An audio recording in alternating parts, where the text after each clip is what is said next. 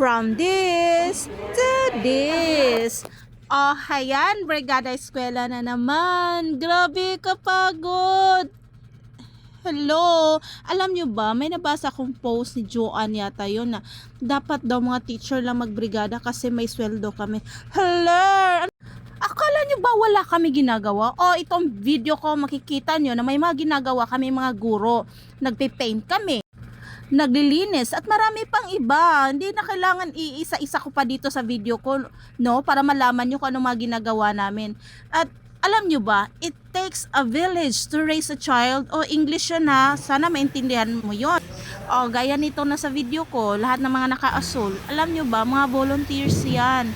At galing sila, shoutout nga pala sa Universal Rowena Corporation. O nagdala sila ng mga volunteers, mga trabahante nila ito at mga materials sa kanila, yung mga gamit, yung mga paint, yung brush, donated by the Universal Rowena Corporation.